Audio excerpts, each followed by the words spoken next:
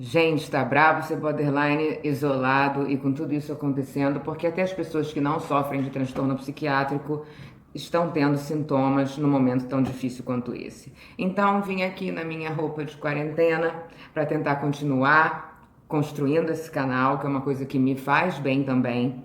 E eu não posso ter a regularidade que outros canais têm, por exemplo, eu vou colocar vídeo segunda e quarta às 11 da manhã. Isso é impossível para um border.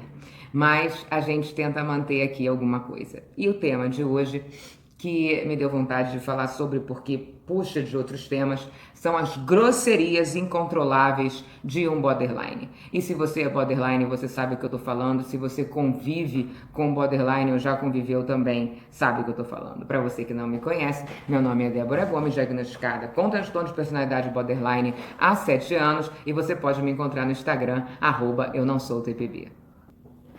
Hoje eu tô sem script, eu tô sem nada. Tudo que sair vai sair da minha cabeça, entendeu?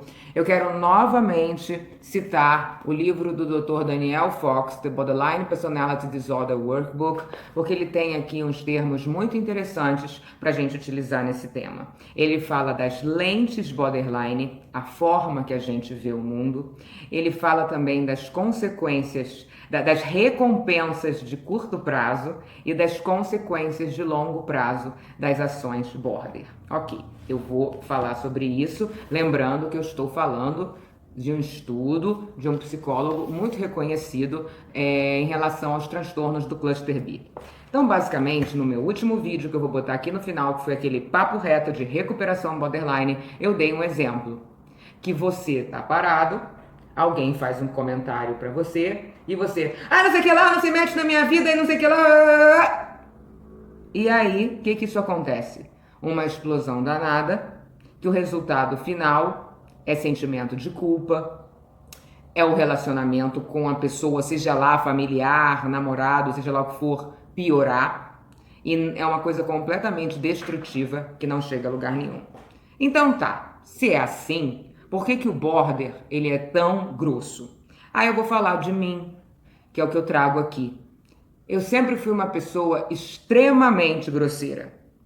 E de uns anos pra cá, devido ao tratamento, reflexão, estudo e pensar o que eu quero pra minha vida, eu já não sou essa pessoa grosseira. Sou uma pessoa de temperamento forte, não pode pisar no meu calo. Se pisar no meu calo, vai ouvir a resposta. Eu sempre falo as minhas opiniões em relação ao que me perguntam. Depois que eu vivi um relacionamento abusivo, eu me tornei uma pessoa muito mais forte, porque eu não permito que outras pessoas montem em mim com os meus valores, com seus valores. Eu sei que não tem problema os meus valores. Eu sei que num relacionamento eu tenho que continuar sendo eu mesma e ao mesmo tempo ceder.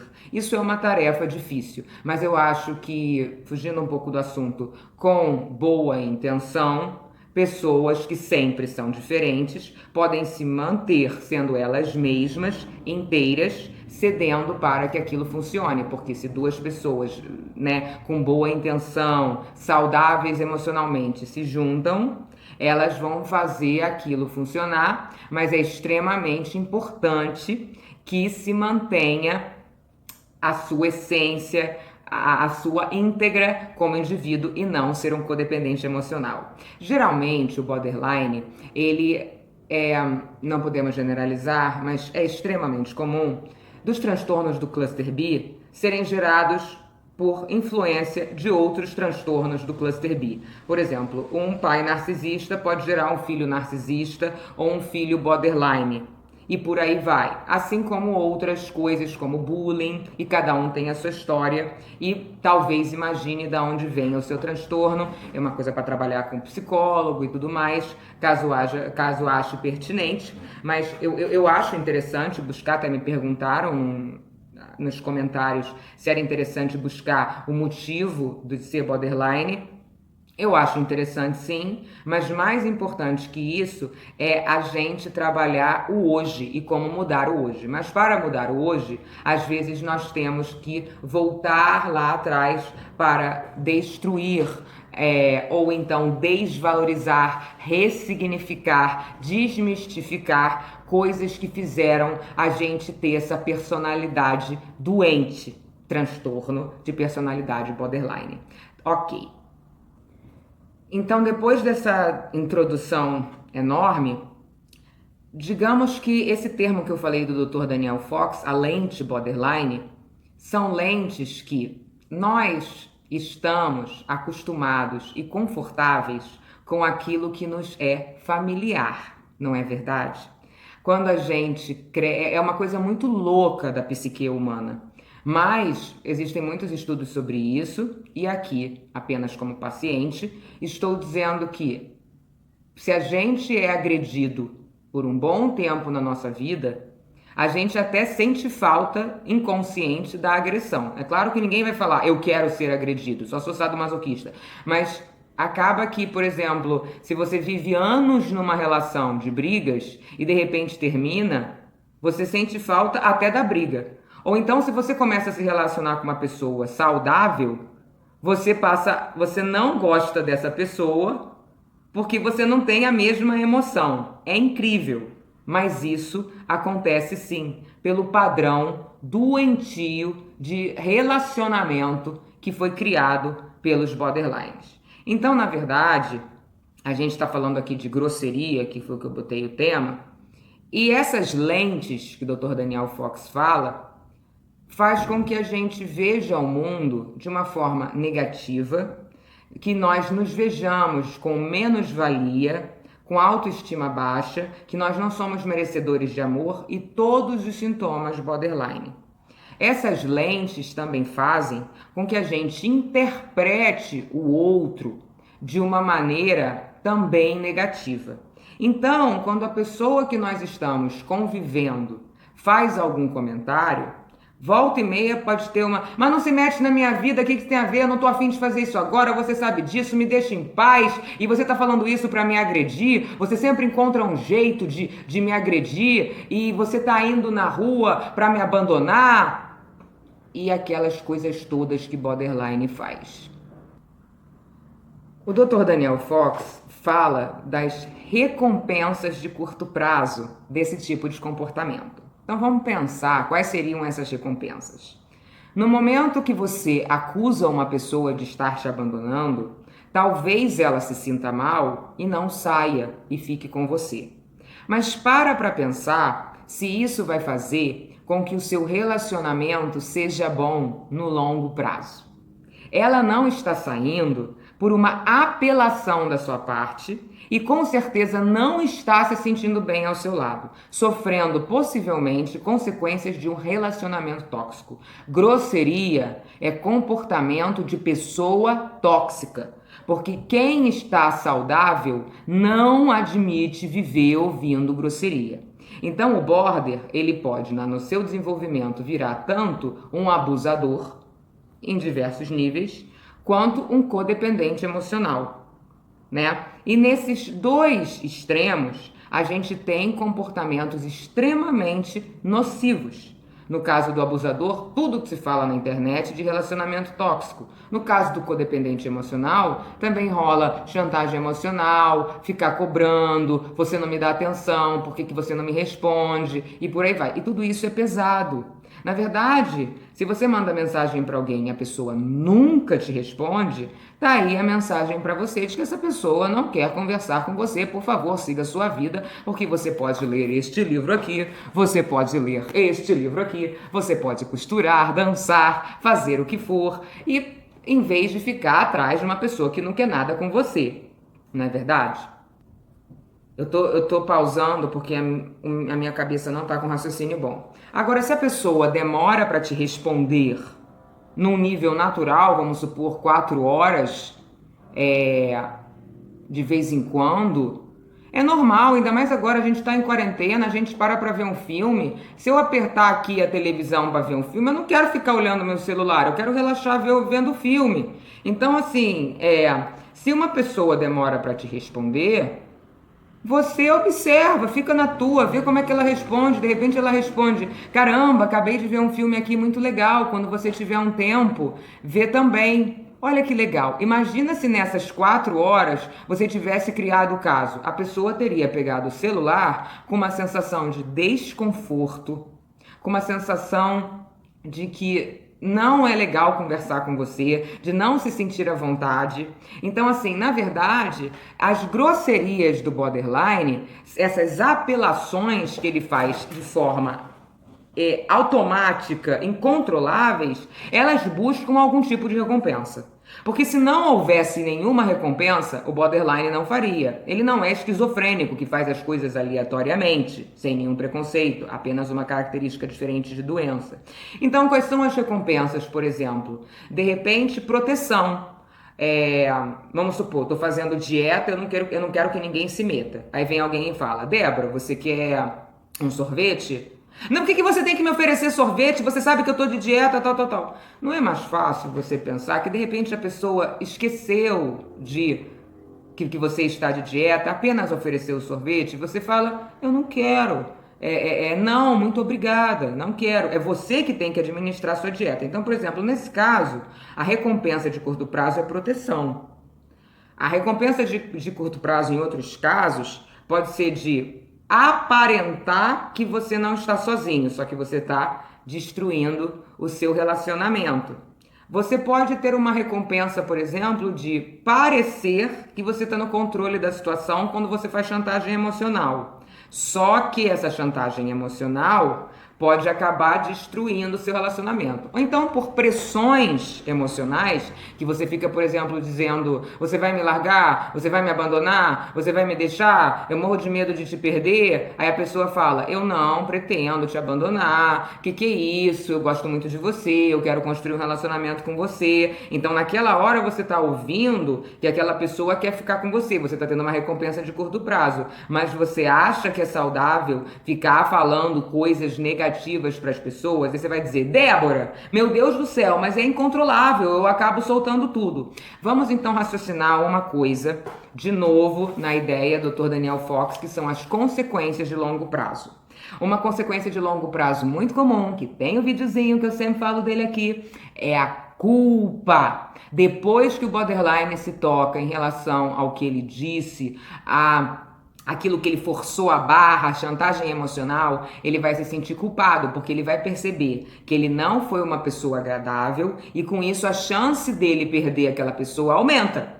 Concorda? Então, ele pode se automutilar, ele pode sofrer horrores, porque ele percebeu o que ele fez e ele não vai se sentir nem um pouco bem em relação a isso, com exceções dos extremamente desligados de tudo, que não estão nem um pouco preocupados em melhorar e são que são e foda-se você, desculpe o termo, né?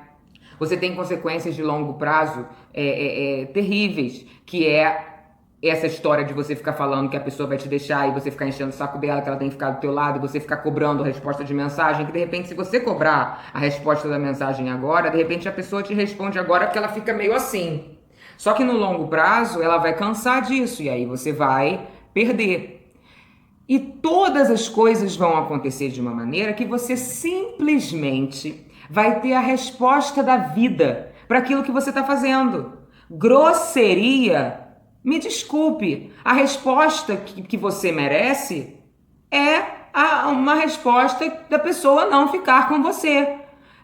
Se for mãe muitas vezes não deixa a gente, mesmo a gente sendo super grossa, mas vai ter briga e vai piorar a situação, e aí vai ficar, por exemplo, dias sem se falar, quando a coisa pode ser resolvida mais facilmente. Então, assim, você tem a grosseria, ou seja, um impulso borderline.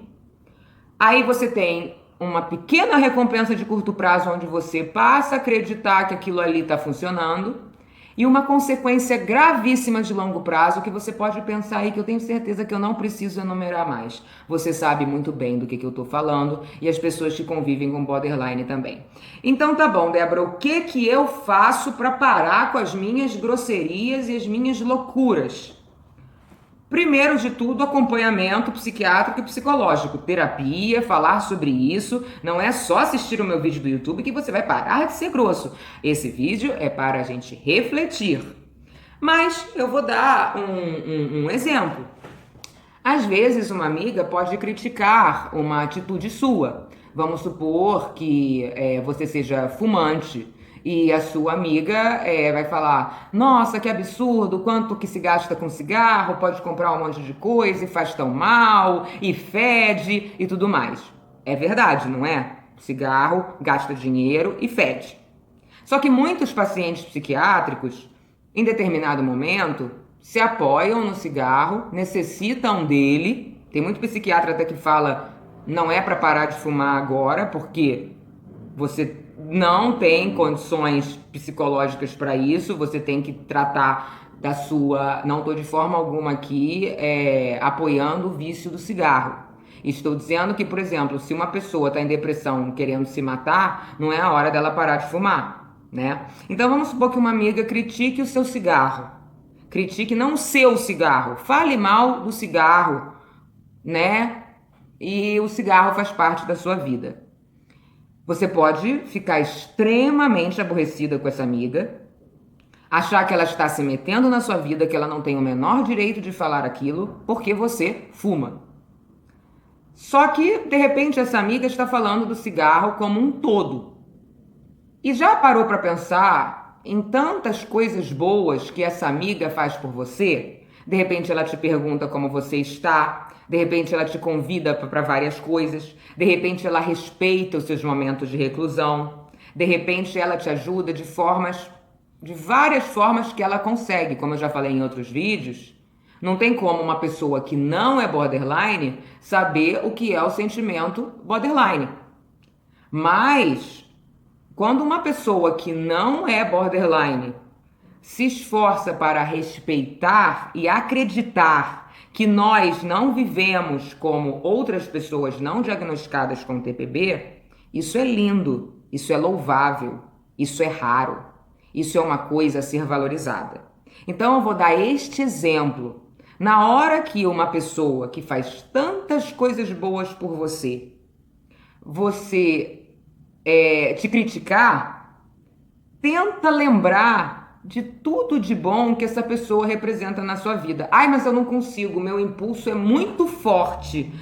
Antes de pensar, eu já falei. Então você pode fazer um trabalho em casa, pegar um caderninho, escrever em relação às suas amizades o que te irrita. Fulana de tal, o que ela faz que me irrita? Ela faz isso, isso, isso, isso e isso. E o que ela faz ou já fez de bom por mim? Eu posso contar com ela, quando eu quero telefonar ela conversa comigo, ela me convida e quando eu falo que não posso não me critica. Dá uma olhada nesse balanço, onde é que pesa mais. Porque se pesar mais pro lado negativo, realmente nós não precisamos de pessoas ruins perto da gente, que aumenta os nossos gatilhos. Mas no momento que a gente escreve, a gente pode conseguir internalizar mais facilmente que as pessoas elas são mais positivas do que negativas para nós. Sempre lembrando a fala da Ana Beatriz Barbosa Silva, que a gente tem que tirar 50% do que a gente está sentindo. Então, esse exercício de formiguinha, de avaliar diariamente, né, naquele trabalho bem devagarinho, porque não é da noite pro dia que você vai melhorar os seus sintomas de borderline. Mas se você não começar nunca, você não vai chegar a lugar nenhum nunca. Com isso, você está racionalizando o que as suas lentes borderline, que veem o mal muito antes e muito mais valorizado que o bem, de uma maneira mais realista. E esse é o trabalho que eu acho legal para o borderline fazer. Racionalizar a verdade para que, de repente, ele tire esses óculos da lente borderline e dê lugar a uma visão mais de acordo com a realidade. Viver como se não tivéssemos o TPB, eu acho que é uma tarefa impossível. Porém, nós podemos nos esforçar para conviver bem com as pessoas e eu vou te falar, isso vai te dar muito, mas muito orgulho de você quando você não mais fizer as grosserias e conseguir se controlar e de repente um dia você pensar: caramba, antigamente eu era grossa numa situação dessa e eu não tive dificuldade de não ser agora. Até a próxima, galera.